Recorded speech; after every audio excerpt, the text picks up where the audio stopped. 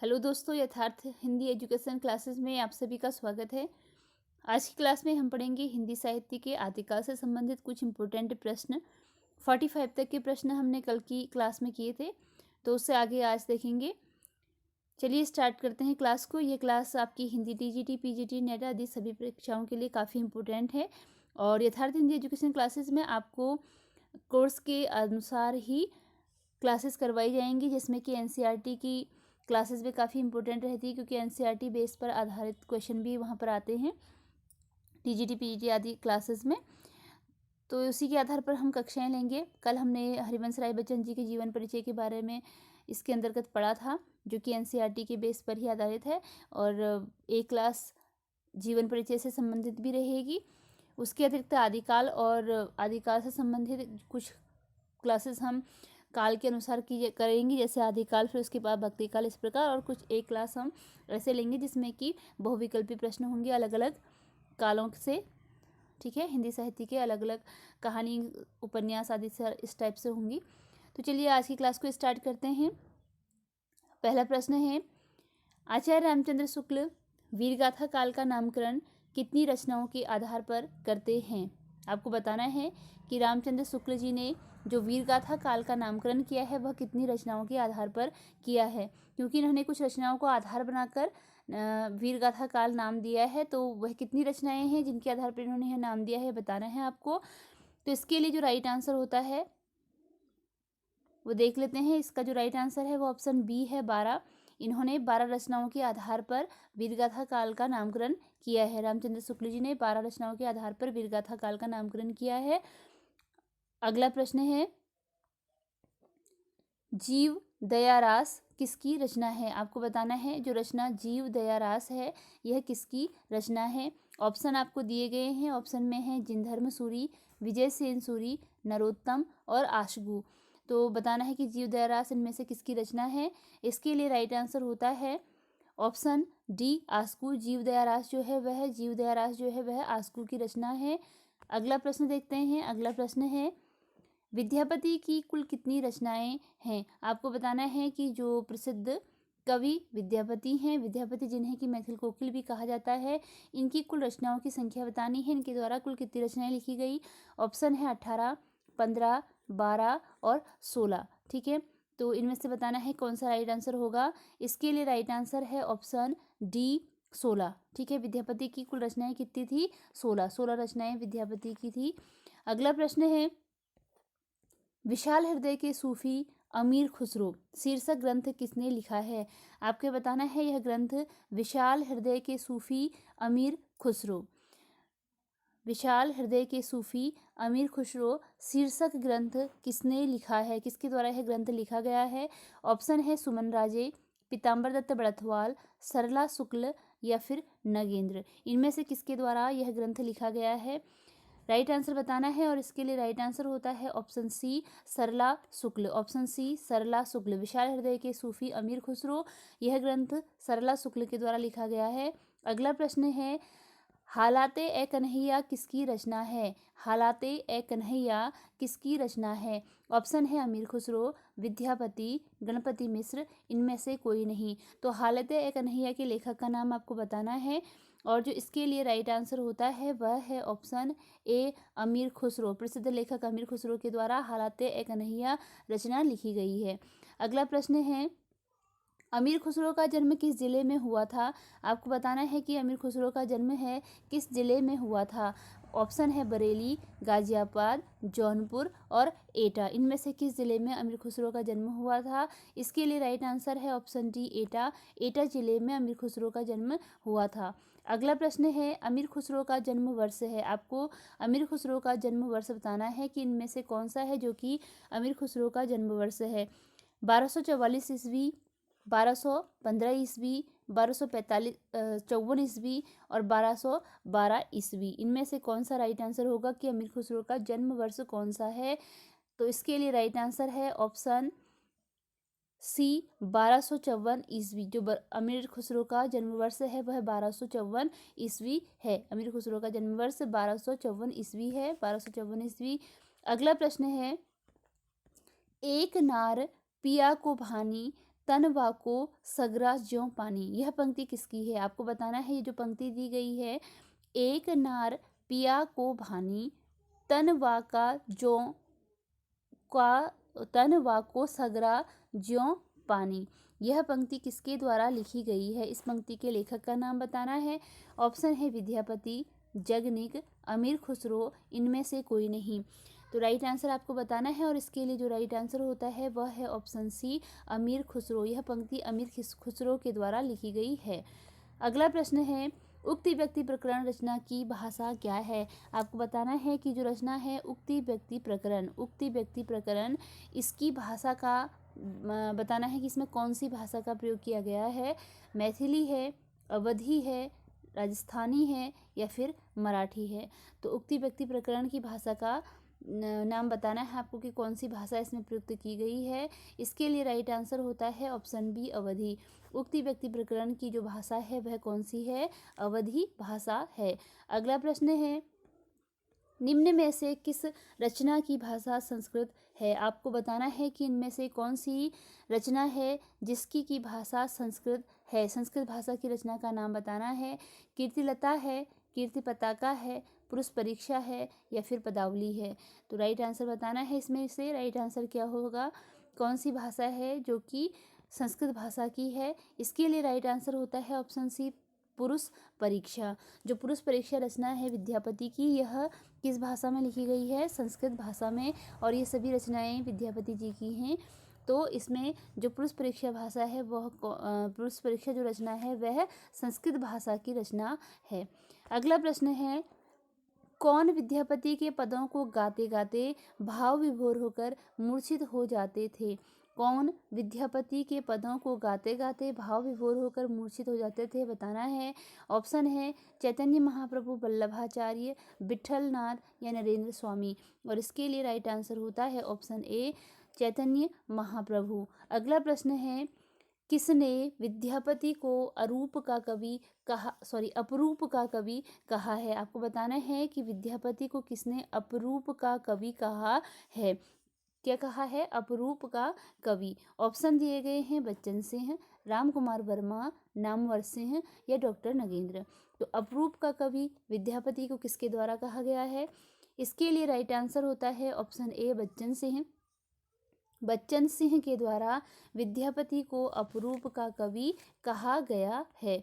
अगला प्रश्न है, अवधू मास बसंत दया धर्म का नाश। पंक्ति किसकी है? अवधू मास बसंत दया धर्म का नाश, यह पंक्ति किसकी है? सरहपा, सबरपा, गोरखनाथ या फिर मच्छिंद्रनाथ। इस पंक्ति के लेखक का नाम बताना है और इसके लिए राइट आंसर होता है ऑप्शन सी, गोरखनाथ। गोरखनाथ के द्वारा यह पंक्ति लिखी गई है। अगला प्रश्न है, अंजन माही निरंजन भेंटिया तिलमुख। पंक्ति किसकी है?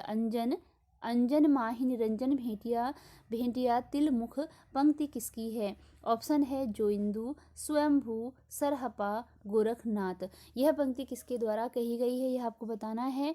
तो इसके लिए जो राइट आंसर है वह होता है option D, Gorakhnath.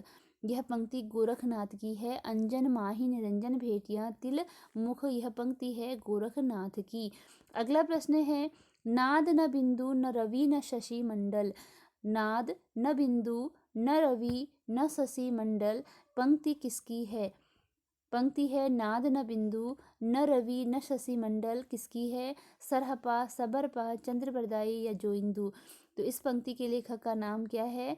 Option A, Sarahapa. यह पंक्ति है सरहपा की। ऑप्शन ए इसके लिए राइट आंसर है। अगला प्रश्न है, नवलखी पात्री आगे नाचे पीछे सहज अखाड़ा। पंक्ति है नवलखी पातरी आगे नाचे पीछे सहज अखाड़ा, यह किसकी पंक्ति है? इस पंक्ति के लेखक का आपको नाम बताना है। गोरखनाथ, सरहपा, मच्छिंद्रनाथ, राम सिंह।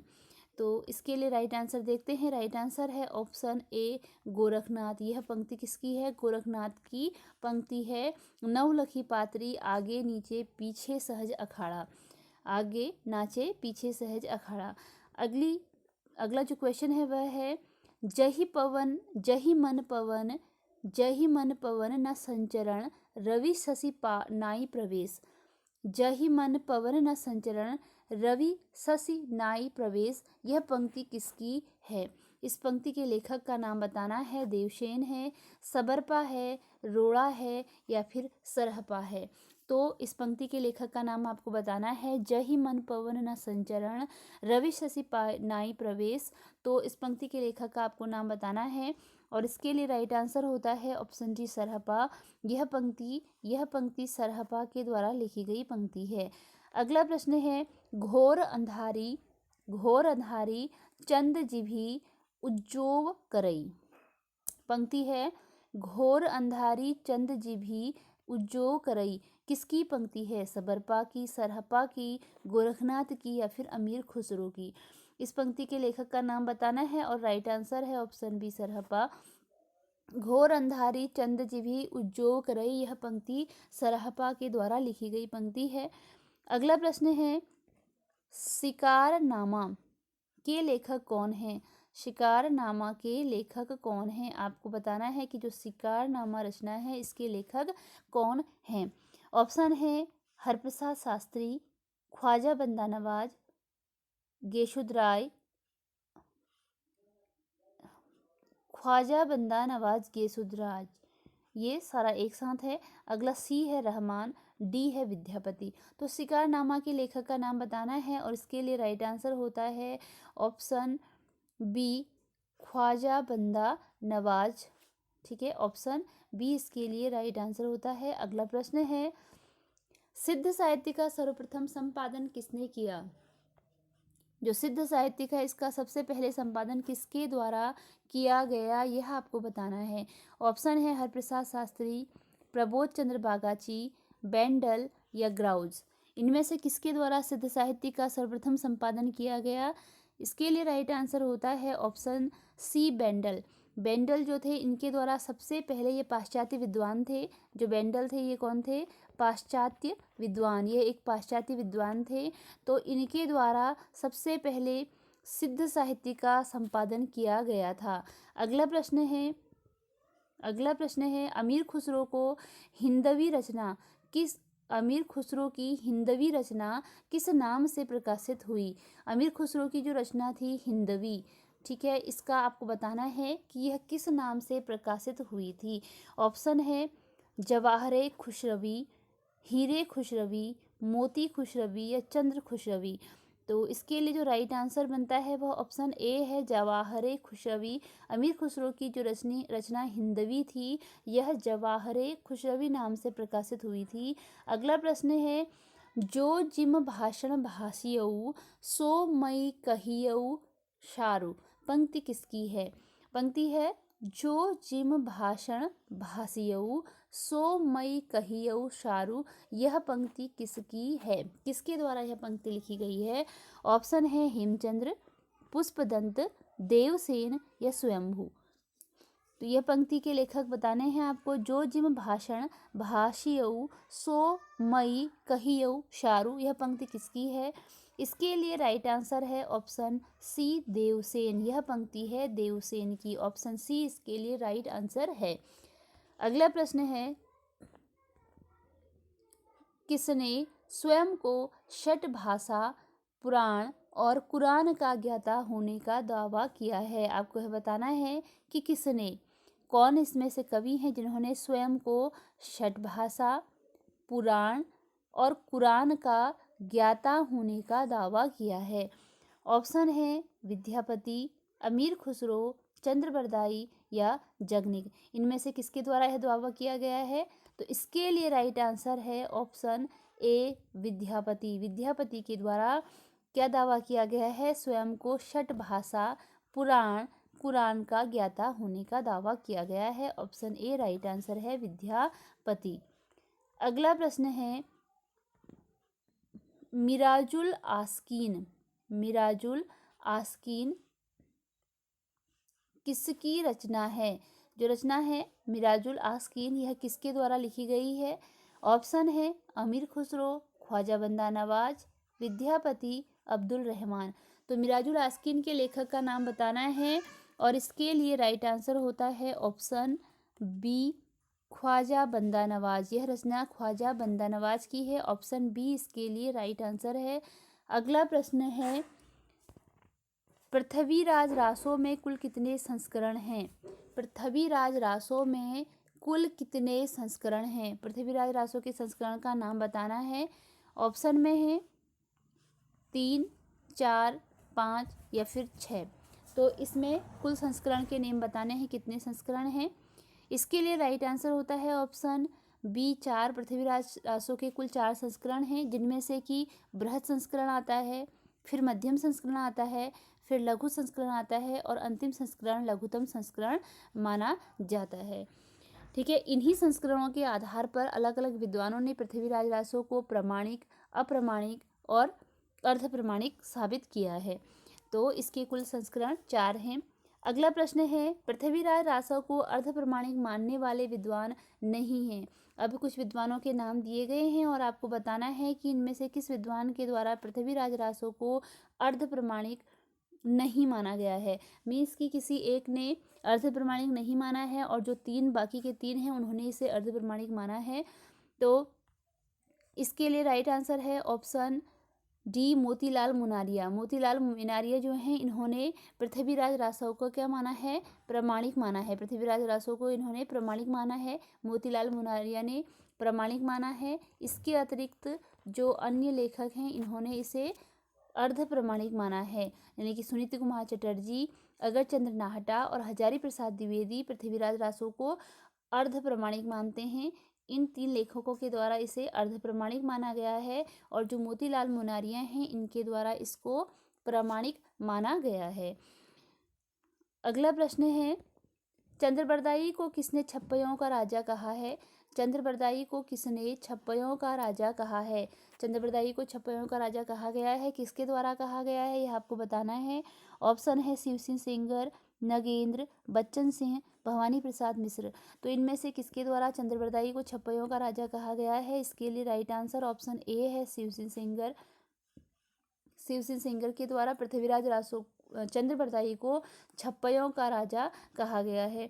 अगला प्रश्न है, किसने पृथ्वीराज रासो को प्रमाणिक नहीं माना है? इनमें से किसने प्रमाणिक नहीं माना है? अभी हमने बात कही थी, अभी हमने जो पढ़ा था उसमें अर्ध प्रमाणिक जिसने माना था उनके बारे में पढ़ा था, और अब आपको बताना है कि इसमें प्रमाणिक नहीं माना है। जिसने प्रमाणिक नहीं माना है, किसी तीन ऐसे होंगे जिन्होंने प्रमाणिक माना होगा और जो एक है वो प्रमाणिक नहीं मानने वाला है।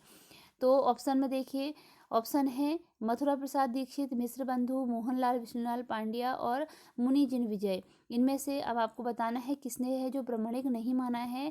तो इसके लिए राइट आंसर ऑप्शन डी है, मुनि जिन विजय। मुनि जिन विजय जो है इसे प्रमाणिक नहीं मानते हैं।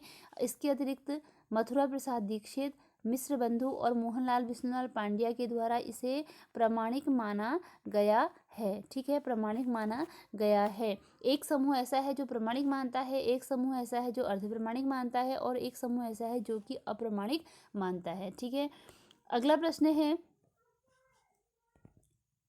कौन संस्करण पृथ्वीराज रासो में नहीं है? अभी हमने पृथ्वीराज रासो के 4 संस्करणों के बारे में पढ़ा था और उन संस्करणों के नाम भी हमने पढ़े थे। तो आपको बताना है इनमें से कौन सा संस्करण है जो पृथ्वीराज रासो में नहीं है।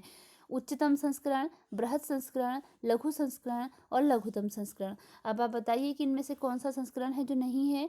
तो इसके लिए राइट आंसर ऑप्शन ए है, उच्चतम संस्करण पृथ्वीराज रासो में नहीं है।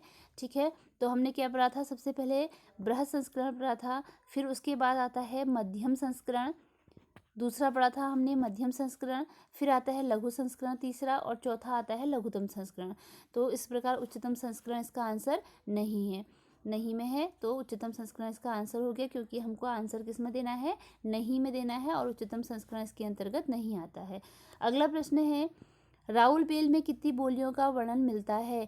जो रचना है राउल बेल, इसमें कितनी बोलियों का रचना का हमको वर्णन मिलता है, यह बताना है। ऑप्शन है 3, 5, 6 या फिर 7, और इसके लिए जो राइट आंसर है वो ऑप्शन डी है, 7। राउल बेल में कुल 7 बोलियों का वर्णन मिलता है। अगला प्रश्न है, खुसरो की रचनाएं मौखिक परंपरा की होने के कारण प्रमाणिक नहीं कही जा सकती, यह कथन किसका है?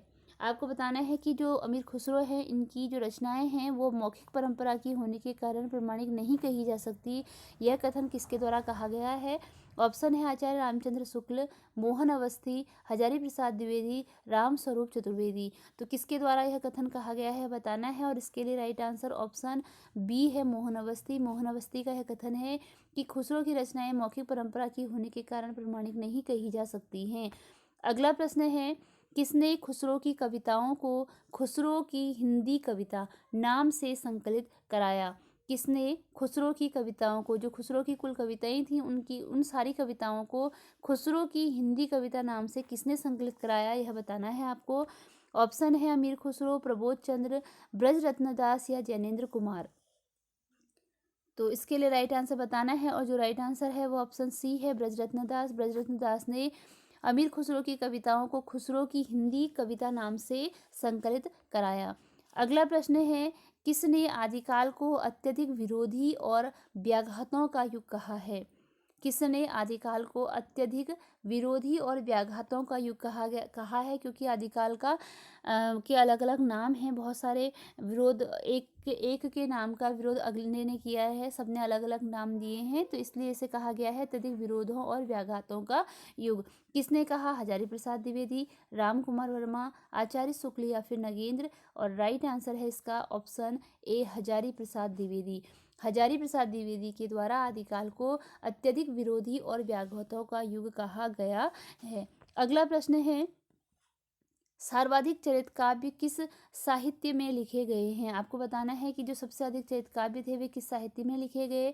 सिद्ध साहित्य, नाथ साहित्य, रासो साहित्य या जैन साहित्य। इसके लिए राइट आंसर है ऑप्शन डी जैन साहित्य। सबसे अधिक चरित काव्य किस साहित्य में लिखे गए हैं? जैन साहित्य में लिखे गए हैं। अगला प्रश्न है, शंकराचार्य के बाद इतना प्रभावशाली और महान महापुरुष भारतवर्ष में दूसरा नहीं हुआ। शंकराचार्य के बाद इतना, यहाँ पर इतना है जो कि कितना बाई मिस्टेक कितना हो गया है, तो इतना। शंकराचार्य के बाद इतना प्रभावशाली और महान महापुरुष भारतवर्ष में दूसरा नहीं हुआ, यह कथन किसका है? किसने यह कथन कहा है, आपको बताना है। ऑप्शन है महावीर प्रसाद द्विवेदी, हजारी प्रसाद द्विवेदी, आचार्य शुक्ल और डॉक्टर नगेंद्र। राइट आंसर है इसका ऑप्शन बी हजारी प्रसाद द्विवेदी। हजारी प्रसाद द्विवेदी का यह कथन है कि शंकराचार्य के बाद इतना प्रभावशाली और महान महापुरुष भारतवर्ष में दूसरा नहीं हुआ।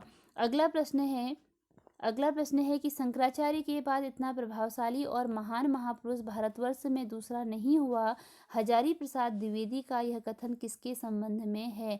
किसके संबंध में उन्होंने यह कथन कहा कि शंकराचार्य के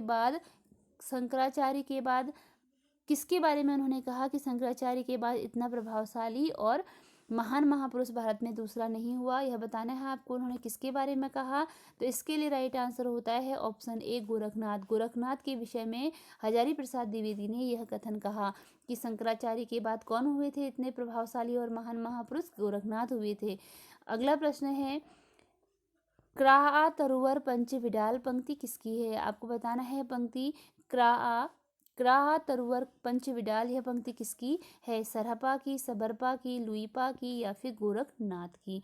तो इसके लिए राइट आंसर होता है ऑप्शन सी लुईपा। इसके लिए जो राइट आंसर है वह कौन सा है? Option C Luipa. क्राआ तरुवर पंच विडाल, यह पंक्ति किसकी है? लुईपा की है। अगला प्रश्न है, जेई जेई पिंडे सोई सोई ब्राह्मणडे, यह पंक्ति किसकी है? जेई जेई पिंडे सोई सोई ब्राह्मणडे, यह पंक्ति किसकी है? पुष्पदंत, स्वयंभू, लुईपा या फिर गोरखनाथ। इसके लिए राइट आंसर होता है ऑप्शन डी गोरखनाथ। यह पंक्ति किसकी है? गोरखनाथ की है। अगला प्रश्न है, विद्यापति की पदावली की श्रृंगारिक पदों की मादकता को, विद्यापति की पदावली की श्रृंगारिक पदों की मादकता को नागिन की लहर किसने कहा? तो विद्यापति की पदावली की जो श्रृंगारिकता थी, पदों की जो श्रृंगारिकता की मादकता थी, उसे नागिन की लहर किसने कहा? ऑप्शन है रामचंद्र शुक्ल, सूर्यकांत त्रिपाठी निराला और डॉक्टर नगेंद्र। राइट आंसर आपको बताना है, और इसके लिए जो राइट आंसर है वो ऑप्शन बी होता है सूर्यकांत त्रिपाठी निराला। इसके लिए राइट आंसर होता है ऑप्शन बी सूर्यकांत त्रिपाठी निराला। सूर्यकांत त्रिपाठी निराला ने ही विद्यापति की पदावली की श्रृंगारिक पदों की मादकता को नागिन की लहर कहा। अगला प्रश्न है, विद्यापति को सर्वप्रथम रहस्यवादी कवि किसने कहा? विद्यापति को सर्वप्रथम रहस्यवादी कवि किसने कहा? आपको बताना है कि विद्यापति को सबसे पहले किसके द्वारा रहस्यवादी कवि कहा गया है।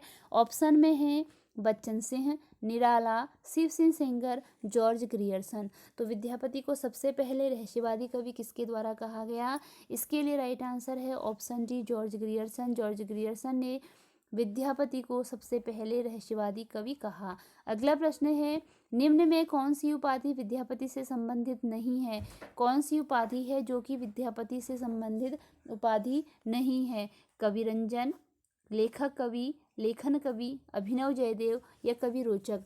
इस कोई 3 उपाधियां हैं जो कि विद्यापति को दी गई है और एक उपाधि इसमें गलत है। तो राइट आंसर बताना है। इसके लिए राइट आंसर ऑप्शन डी है कवि रोचक। कवि रोचक उपाधि विद्यापति को नहीं दी गई है। इसके अतिरिक्त जो उपाधि हैं कवि रंजन, कवि लेखन कवि और अभिनव जयदेव, यह उपाधियां किसकी हैं? विद्यापति की हैं यह सारी उपाधियां। अगला प्रश्न है, पीरी छत रायसा किसकी रचना है? पीरी छत रायसा किसकी रचना है? श्रीधर, जिनधर्म सूरी, गुलाब कवि या जोइंदू। तो आपको राइट आंसर बताना है पीरी छत रायसा इनमें से किसकी रचना है, आपको राइट आंसर बताना है। तो इसके लिए जो राइट आंसर है वो ऑप्शन ए है श्रीधर। यह रचना श्रीधर की है। पीरी छत रायसा श्रीधर की रचना है। अगला प्रश्न है, किस्सा चाहा दरवेश किसकी रचना है? रचना का नाम है किस्सा चाहा दरवेश। यह किसकी रचना है? लक्ष्मीधर की, धनपाल की, अमीर खुसरो की या फिर विद्यापति की? राइट आंसर है ऑप्शन सी अमीर खुसरो। अमीर खुसरो की रचना है किस्सा चाहा दरवेश। अगला प्रश्न है, राउल बेल किस प्रकार की रचना है? राउल बेल किस प्रकार की रचना है? नाटक है, शुद्ध या काव्य सूफी है या काव्य है या गद्य पद्य मिश्रित चंपू काव्य है? तो राउल बेल की रचना का प्रकार बताना है और राइट आंसर ऑप्शन डी है गद्य पद्य मिश्रित चंपू काव्य है राउल बेल। अगला प्रश्न है, निम्न में से कौन कवि आदिकाल से संबंध नहीं रखता है? कोई एक कवि है जिसका संबंध आदिकाल से नहीं है। विद्यापति, गदाधर भट्ट, हेमचंद्र या अमीर खुसरो। राइट आंसर होता है ऑप्शन बी गदाधर भट्ट। गदाधर भट्ट का संबंध आदिकाल से नहीं है।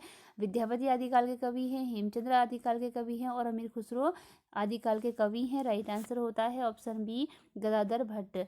अगला प्रश्न है, आदिकाल के काव्य में प्रधान भाषा थी। आदिकाल के काव्य की जो मुख्य भाषा थी वह कौन सी थी? संस्कृत थी, पाली थी, प्राकृत थी या डिंगल पिंगल थी? तो राइट आंसर है ऑप्शन डी डिंगल और पिंगल। जो आदिकाल की मुख्य भाषा थी वह कौन सी थी? डिंगल और पिंगल भाषा थी। आदिकाल के साहित्य में उपेक्षित रहा, इनमें से कौन सा ऐसी विशेषता कौन सी है जो कि आदिकाल के काव्य में नहीं थी? आशीदाता की प्रशंसा, धार्मिक चेतना, राष्ट्रीय चेतना या सामाजिक चेतना? इसके लिए राइट आंसर होता है ऑप्शन सी राष्ट्रीय चेतना। तो आदिकाल के साहित्य में राष्ट्रीय चेतना का पूर्णतः अभाव था। इसके अतिरिक्त आशीदाता की प्रशंसा थी, धार्मिक चेतना भी थी और सामाजिक चेतना भी थी। अगला प्रश्न है, निम्नलिखित कौन सी रचना अपभ्रंश की नहीं है? कौन सी रचना है जो कि अपभ्रंश की नहीं है? भविष्यत कहा, चित्रावली, रामचरित या पाहुर दोहा? तो इसके लिए राइट आंसर होता है ऑप्शन बी चित्रावली। यह अपभ्रंश की रचना नहीं है। इसमें आपके 2 आंसर सही हो जाते हैं, चित्रावली और रामचरित। रामचरित भी अपभ्रंश की रचना नहीं है। ठीक है, तो इसके अतिरिक्त जो आपका भविष्यत कहा है और पाहुन दोहा है ये अपभ्रंश की रचनाएं हैं, जबकि चित्रावली और रामचरित ये दोनों ही नहीं हैं। अगला प्रश्न है, आदिकाल में खड़ी बोली को काव्य की भाषा बनाने वाले प्रथम कवि कौन थे? आदिकाल में खड़ी बोली को काव्य की भाषा बनाने वाले प्रथम कवि का नाम बताना है। विद्यापति, जोगेश्वर ठाकुर, अमीर खुसरो या श्रीधर? इसके लिए राइट आंसर ऑप्शन सी है अमीर खुसरो। अमीर खुसरो पहले कवि थे जिन्होंने आदिकाल में खड़ी बोली को काव्य की भाषा बनाया था। अगला प्रश्न है, नाथों की कुल संख्या कितनी मानी गई है? नाथों की कुल संख्या 8 है, 10 है, 9 है या 12 है? तो इसके लिए राइट आंसर होता है ऑप्शन सी 9। नाथों की संख्या 9 है। 9 से 9 और 9 दोनों में नौ नौ ही आ रहा है, तो याद करना भी काफ़ी इजी है। अगला प्रश्न है, चंद्रधर शर्मा गुलेरी ने साहित्यिक अपभ्रंश को किस नाम से बुलाया है या पुकारा है? तो चंद्रधर शर्मा गुलेरी ने साहित्यिक अपभ्रंश को क्या नाम दिया है? पुरानी हिंदी, देसी भाषा, अवहट या फिर नई हिंदी? चंद्रधर शर्मा गुलेरी के अनुसार बताना है आपको, साहित्यिक अपभ्रंश को उन्होंने पुरानी हिंदी कहा है। ऑप्शन ए इसके लिए राइट आंसर है। अगला प्रश्न है, निम्न में से किस रचना में कड़वक शैली का प्रयोग नहीं हुआ है? एक रचना है जिसमें कि कड़वक शैली का प्रयोग नहीं हुआ है। पौमचरिव है, पाहुड़ दोहा है, महापुराण है या जम्बूस्वामी रास है? तो इसके लिए राइट आंसर होता है पाहुड़ दोहा। पाहुड़ दोहा में कड़वक शैली का प्रयोग नहीं हुआ है। इसके अतिरिक्त पौमचरिव, महापुराण और जम्बूस्वामी, इनमें कड़वक शैली का प्रयोग हुआ है। अगला प्रश्न है, दब्ब साहब पयास नामक अपभ्रंश लिखित ग्रंथ की रचना किसने की है? दब्ब साहब पयास किसकी रचना है? अपभ्रंश भाषा की है। और इसकी जो रचना है, लेखक है, वह कौन है बताना है। जिनधर्म सूरी, देवसेन, आसगु या शालिभद्र सूरी? तो इसकी रचना की है ऑप्शन ए इसके लिए राइट आंसर है। ऑप्शन ए राइट आंसर है। दब्ब साहब पयास की रचना किसने की है? जिनधर्म सूरी ने की है। अगला प्रश्न है, विद्यापति को शुद्ध श्रृंगारी कवि मानने वाले निम्न में कौन है? विद्यापति को शुद्ध श्रृंगारी कवि किसने माना है? रामकुमार वर्मा, रामचंद्र शुक्ल, सुभद्रा झा या इनमें से कोई नहीं? तो शुद्ध श्रृंगारी कवि कौन मानते हैं? इनमें सभी।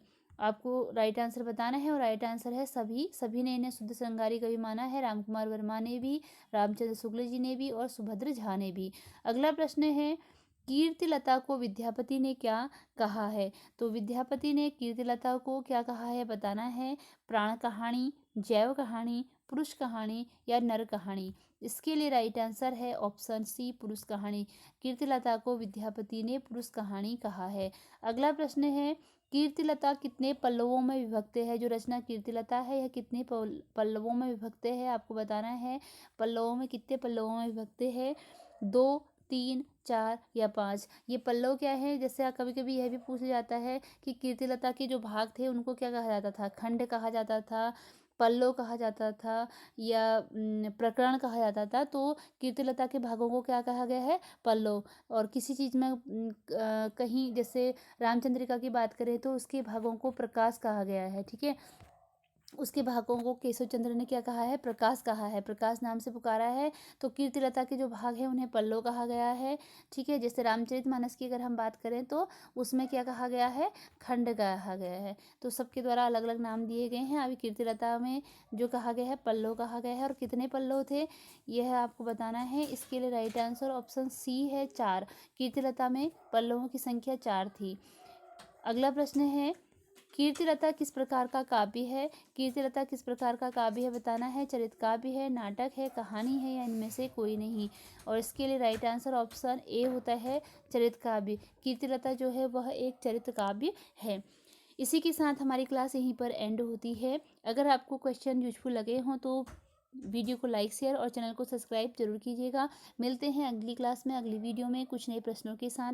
धन्यवाद।